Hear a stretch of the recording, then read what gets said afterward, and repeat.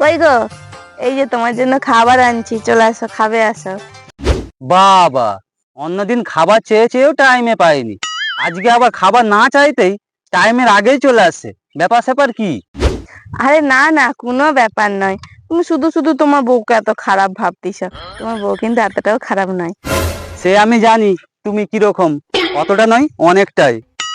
তুমি যে কি বলো না, আমার না খুব লজ্জা লাগছে। তোমার কি মাথা ফাতা খারাপ হয়ে গেছে? তুমি এই ধরনের কথা বলতিছো কেন? কই কিছু না তো। এই, তুমি এসব বাজে কথা বাদ দিয়ে কি খাবার আনছো বারো তো।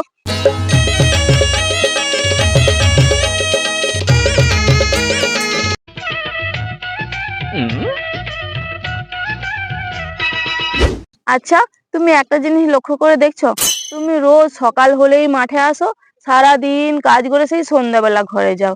তোমার খুব কষ্ট হয় না বলো? তুমি এক কাজ করো না, তুমি কোথাও দিয়ে ঘুরে আসো না, যেখানে খুব সুন্দর সুন্দর পাহাড় আছে, ঝর্ণা আছে, তারপরে আরো কত সুন্দর সুন্দর দৃশ্য আছে। চলো না আমরা, না না তুমি তুমি চলো না, একটু ঘুরে আসো না একটু কোথাও দিয়ে। তুমি কিন্তু কথাটা ঠিক বলছো। তাই না? হ্যাঁ, তুমি এক কাজ করো, আমার যত নতুন প্যান্ট জামা আছে একটা বড় ব্যাগে গুছিয়ে রাখো, কাল সকাল হওয়া মানেই আমি দীঘা বেড়াইতে চলে যাব। আহ, কতদিন পর সমুদ্রে ঢেউ খাবো, কি ভালো লাগবে। তার মানে কি তুমি একা ঘুরতে চলে যাবে নাকি? আরে, তুমি তো বললে এক্ষুনি আমাকে একা চলে যেতে, কোথাও তুমি যাবে নি যে? তোমাকে একা চলে যেতে বলছি বলে কি তুমি একা চলে যাবে নাকি?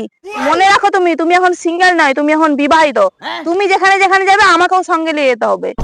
আমি জানতাম তুমি এই কথাটাই বলবে, আমি তো ওই জন্য তোমার সঙ্গে নাটক করছিলাম দীঘা যাবো বলে। আমি তোমাকে চিনিনি, তুমি কি ধরনের মাল তোমাকে আমি হাড়ে হাড়ে চিনি।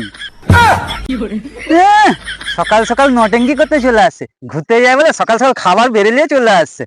একদম আমি যাবনি, আর তোমাকেও কোথাও নিয়ে যাবনি, ঘুরতে যাবে এখানে। যাও ঘরে যাও, আমার এখানে সারাদিন মাঠে কাজ করে করে দম ফেটে যাচ্ছে, উনি বাবু ঘুরতে যাবে। একদম কি ঘোরার লোক চলে আসছে, খাবার নিয়ে চলে আসছে একবার। আমি কিছু জানি না, আমাকে ঘুরতে নিয়ে যেতে হবে। আমি অত কষ্ট করে খাবার টাবার বেড়ে নিয়ে আসছিলি,